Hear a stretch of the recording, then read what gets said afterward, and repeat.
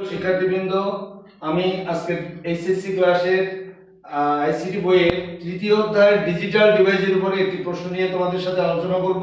প্রশ্নটি বিভিন্ন বই, বিভিন্ন স্যারেরা বিভিন্নভাবে উপস্থাপন করে। আমি বীরেন রায় তোমাদেরকে উপস্থাপন করতেছি প্রশ্নটি। তোমরা এবারের পরীক্ষার জন্য অনেক ইম্পর্টেন্ট প্রশ্ন, সুতরাং তোমরা সেটি এখানে দেখো আমি কিভাবে দেখাচ্ছি। এবারে হচ্ছে আমি যেটা পড়াবো সেটি হচ্ছে সার্বজনীন গেটের উপরে তোমাদের আলোচনা করব।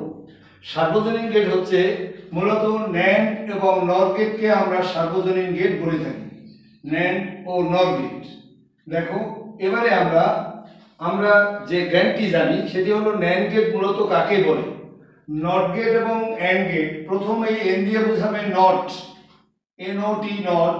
নট গেট এবং অ্যান্ড গেটের সমন্বয়ে যে গেট তৈরি হয় তাকে বলে থাকি আমরা ন্যান্ড গেট। এটি একটি সাধারণ জ্ঞান, কিন্তু যদি আমরা এই ন্যান্ড গেটকে বিশ্লেষণ করতে যাই তখন তার মধ্যে আমরা তিনটা গেটের অস্তিত্ব আমরা খুঁজে পাই। সেটি হলো একটি অর গেট, একটি অ্যান্ড গেট, একটি নট গেট। কিভাবে সেটা তৈরি হয় দেখো, আমাদের হলো এই হলো নট, এই হলো হচ্ছে আমাদের অ্যান্ড।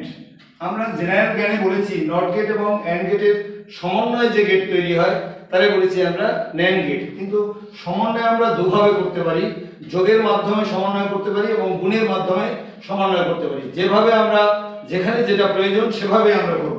এখানে আছে দেখো নট আছে, অ্যান্ড আছে, আমরা সমন্বয় করব যোগ দিয়ে। এই যোগ গেটকে আমরা, যুক্তিমূলক যোগকে আমরা বলে থাকি অর গেট। সুতরাং আমরা দেখতে পাচ্ছি এটার মধ্যে অর আছে, অ্যান্ড আছে, নট আছে। এই তিনটি মৌলিক গেটের অস্তিত্ব যাদের মধ্যে খুঁজে পাওয়া যায় তাদেরকে আমরা সার্বজনীন গেট বলে থাকি। তদ্রূপ আমাদের নর গেটের মধ্যেও এই একই সিস্টেম, এটার মধ্যেও আমাদের নট আছে, অর আছে, কিন্তু এটার মধ্যে সমন্বয় যদি করি, নট গেট এবং অর গেটের সমন্বয় আমাদের যে গেট তৈরি হয় তার নাম হচ্ছে নর গেট। এখানে সমন্বয়ের জন্য আমরা ব্যবহার করব গুণ চিহ্ন, এটার বলে যুক্তিমূলক গুণ।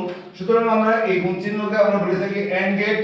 সুতরাং বলা যায় যে or gate, and gate, not gate, নরের মধ্যেও এই তিনটা মৌলিক গেট আমাদের আছে বলে আমরা নর গেটকেও আমরা সার্বজনীন গেট বলতে পারি। সুতরাং আমরা সর্বশেষে এটা বলতে পারি যে ন্যান্ড ও নর গেটকে আমরা সার্বজনীন গেট বলে থাকি, কারণ এদের মধ্যে তিনটি মৌলিক গেটের অস্তিত্ব আমরা খুঁজে পাই বলে এরাই হচ্ছে সার্বজনীন গেট। ধন্যবাদ সকলকে, সবাই ভালো থাকো।